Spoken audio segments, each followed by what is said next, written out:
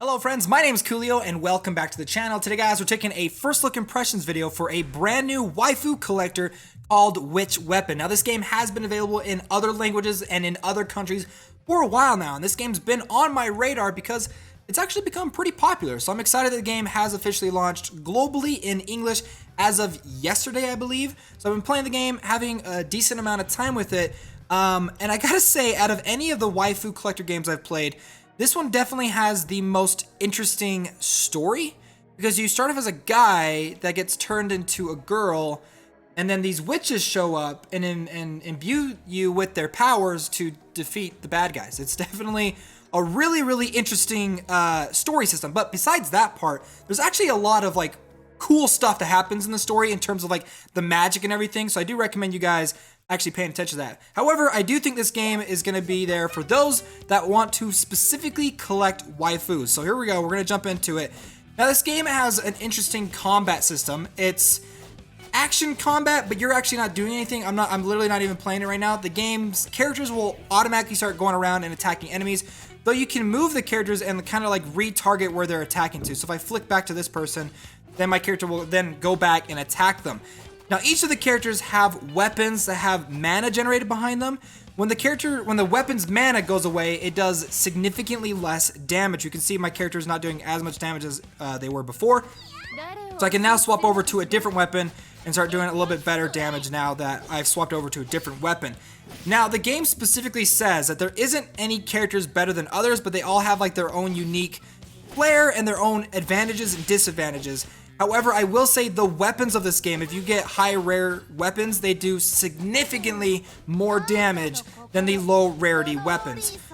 Each of the characters will have abilities that you can flick up from the screen to activate, just like this.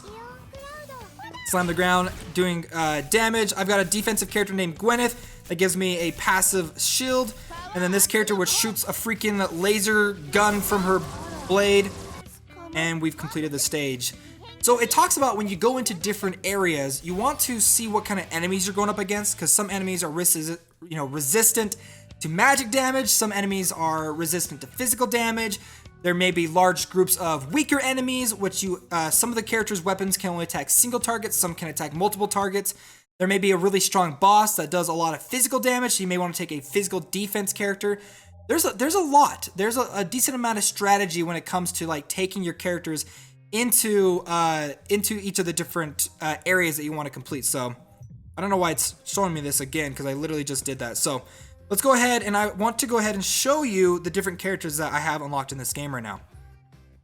Now this is Iluka. Okay, she's my rarest character I have because I unlocked her SSR Narukamis, which you can go through and awaken them if you get specific materials, which goes and changes their overall look and makes them more powerful.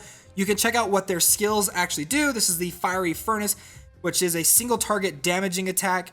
And then the normal attack, each normal attack deals 31% of your magic attack and physical damage. You can see I've got a rare weapon. You can collect different weapons for the characters, but to be honest, you're gonna wanna equip the SSRs because they're significantly more powerful. Let me go ahead and swap over to my personal favorite character.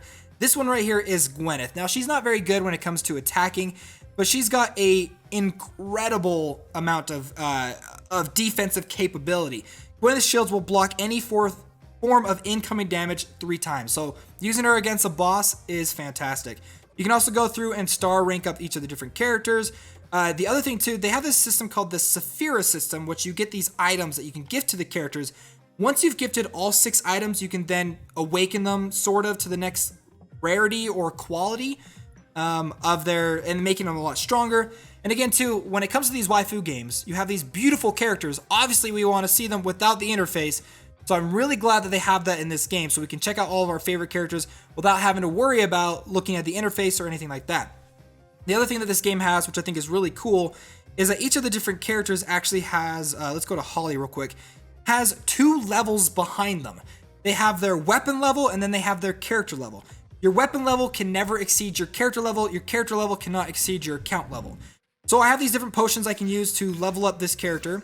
Now she's level 7, and then I can go through to her weapon, which I made a huge mistake right now because you can use those Saphira items that you can gift to your characters as enhancements. Don't do that at all. You're gonna ruin it. They don't give you any experience points. Save those up, okay?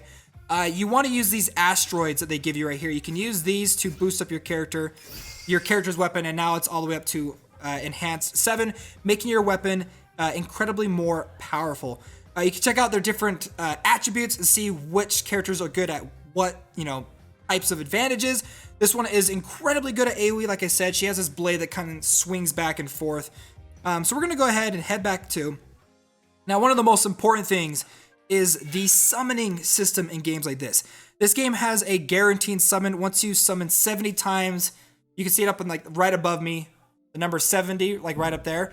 Once you've summoned 70 times on that specific banner, you will then be guaranteed to get an SR, SSR, or a witch skin. It's pretty good. So I actually really like the summoning system in this game because it's pretty cool looking. We're gonna go ahead and summon on the Wine and Joy. We're gonna do a 10-time summon. Now there's all these little stars. We're gonna go ahead and just tap a whole bunch of these randomly. Once you tap them all, it'll then zoom from one to the next.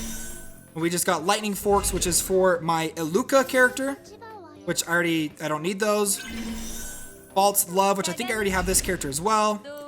Ladia. Ooh, and then we got our first rare. It's a purple, and I think it kind of glows a little bit rainbow if it's like an SSR. Okay, so we got an SR, which is Nemian's Claws. This is brand new. I haven't gotten this character before. And she looks pretty cool. Caroline. She's a cat girl with some crazy claws that you can use. Caroline the Witch. She has an SS and something. I didn't see what it was. False Love. Some materials I can use to upgrade and enhance her. The Metal Crowbar.